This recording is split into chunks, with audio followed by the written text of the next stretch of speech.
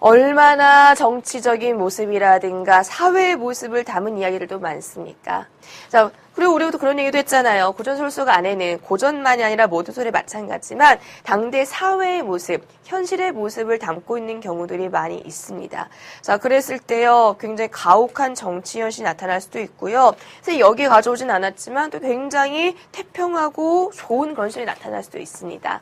자, 조선 후기 작품을 보게 되면은요, 굉장히 가혹하고 나쁜 그런 탐관오리들의 모습이 나타나요. 뭐 조선 후기 작품도 얘기하자면 판소개소설에서 여러분 춘향전에 봐도 그랬었죠. 변사도를 이야기할 때 우리는 탐관오리를 이야기를 합니다. 그래서 막 거기서 보면은 이도령이 노래 막 시를 짓거든요. 천인 망고열 뭐 이런 거. 자, 그랬을 때 드러낼 수 있는 그런 한자성어들을 오늘 여러분 배울 수 있다는 거죠. 자, 첫 번째 가렴주구입니다. 가렴주구라는 거는요. 자, 이거는 어떤 탐관오리, 횡포를 이야기할 때 쓰는 말이에요.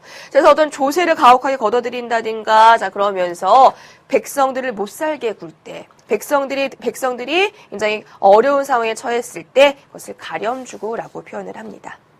자, 도탄지고도 마찬가지입니다. 도탄지고라는 것은요, 진흙이라든가 숯불, 진흙이나 숯불에 떨어진 듯한, 진흙이나 숯불 속에 들어간 듯한 그런 고통이라는 뜻입니다. 얼마나 백성을 못 살게 굴면, 얼마나 괴롭게 하면은 저희 백성이 살아가는 것이 마치 숯불 속에서 타고 있는 그런 고통이라는 거죠. 그래서 도탄지고에 빠진다라는 것은 가혹한 정치 현실을 보여주는 그런 표현으로 이야기할 수가 있습니다. 자, 지금 여기까지는 가혹한 정치 현실 이야기했어요. 물론 좋은 것도 있죠. 뭐 태평성대 이런 것도 있을 테고요. 자, 다음에 나와 있는 것은요, 어떤 세태를 드러낼 때 많이 쓰는 표현입니다.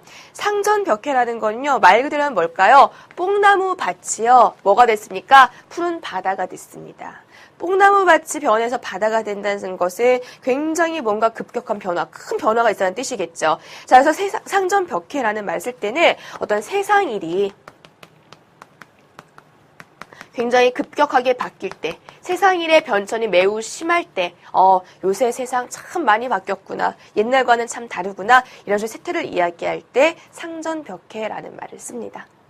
자, 5월 동주는 어떤 뜻이냐면은요, 오나라와 월나라는요, 원수입니다. 자, 오나라와 월나라는 사이가 안 좋아요. 자, 근데 오나라와 월나라가 같은 배를 탄 겁니다. 그래서 5월 동주라는 말을 쓸 때는요, 여러 가지 의미를 가지고 있습니다. 자, 일단은 세상에 적이었는데 같은 배에서 만났다. 우리 속담 이렇게 얘기하죠. 원수는 외나무 다리에서 만난다더니. 자, 그래서 같이 있을 수 없는 그런 원수들끼리 함께 있게 될 때 쓰는 말이기도 하고요. 자, 그러면서 또 어떨 때 쓸 수 있느냐? 세상 일이 굉장히 변해서 과거에는 적이었지만 함께 있구나 하는 어떤 세상 일이 크게 변했다, 세상 일이 변화했다라는 의미로 쓸 수도 있습니다. 자, 또 어떤 의미가 있냐면은요, 아무리 원수라고 하지만 때로는 같은 배에 타야 될 때도 있는 거예요. 그래서 원수이긴 하지만 어떤 일에 따라서는 위급할 경우에는 서로 도울 수도 있다, 서로 돕기도 한다는 의미로 쓰입니다. 그래서 5월 동주라는 말 쓸 때 꼭 원수는 외나무 다리에서 만난다, 이 의미만을 가지는 건 아니고요.